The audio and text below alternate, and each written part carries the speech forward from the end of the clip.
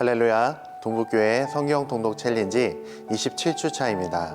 더운 날씨 속에서 건강 유의하시고 성경 통독을 통해서 하나님과 가까워지시며 더위를 이기고 말씀으로 살아나는 한 주간 되시기를 소원합니다. 언젠가 초등부 학생이 물어본 적이 있습니다. 예레미야가 있는데 예레미야 예가는 뭐예요? 라고 물었던 기억이 납니다. 예레미야 예가 안에는 예레미야의 이름은 따로 언급되지 않습니다.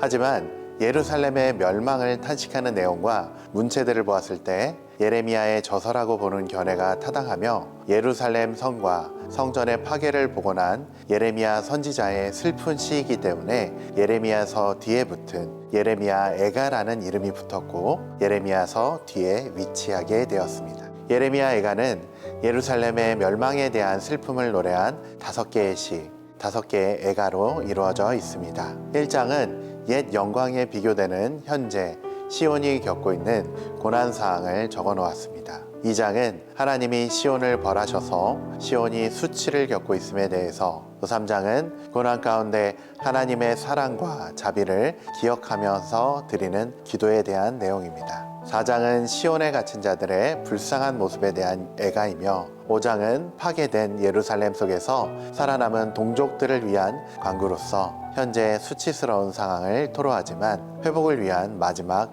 간구라고 볼 수 있습니다. 애가의 신학적인 목적은 예루살렘에 대한 하나님의 심판을 인정하고 하나님을 통하여 자기 백성을 위해 개입하시며 자기 백성을 회복시켜 주기를 간구하는 것입니다. 이어서 볼 책은 에스겔서입니다. 에스겔서는 여호야긴 왕이 바벨론의 포로로 잡혀갈 때 함께 포로로 잡혀갔던 선지자 에스겔이 유대인 포로 공동체에게 예언한 것을 기록한 책입니다. 주전 593년부터 571년까지 에스겔이 전했던 하나님의 말씀과 그의 상징적 행위들과 사역을 기록하고 있습니다. 에스겔은 제사장 가문 출신이었기에 성전이나 성전에서의 의논되었던 것을 중심으로 예언을 펼쳐갑니다. 하나님의 영광이 성전을 떠나는 데서 시작해서 다시 돌아오는 것으로 에스겔서의 예언이 구성되어 있습니다.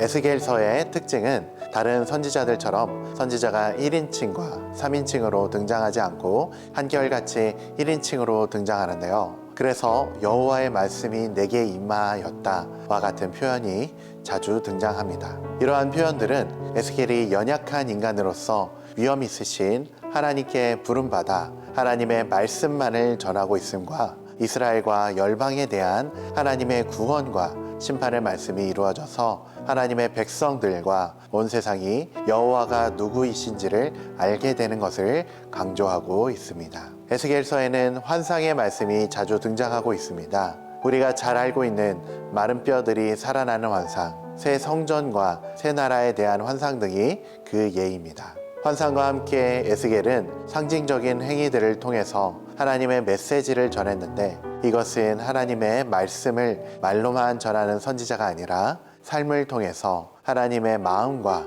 뜻을 보여준 사역자였음을 나타내고 있습니다. 에스겔서는 크게 두 부분으로 나눌 수 있습니다. 1장부터 32장까지는 심판에 관련한 내용이고 33장에서 48장까지는 구원에 관련한 내용입니다. 첫 번째 부분인 1장에서 32장까지는 다시 두 부분으로 세분화할 수 있는데 이번 주에 우리가 읽게 되실 24장까지는 유다 심판에 대한 내용이며 25장부터 32장은 이방 심판에 관한 내용입니다. 에스겔서는 절망 상태에서 받은 하나님의 계시의 말씀입니다. 따라서 하나님의 백성이 심판을 받아야 하는 이유와 그들의 책임 그리고 하나님의 회복의 계약이 계속해서 이루어질 것입니다.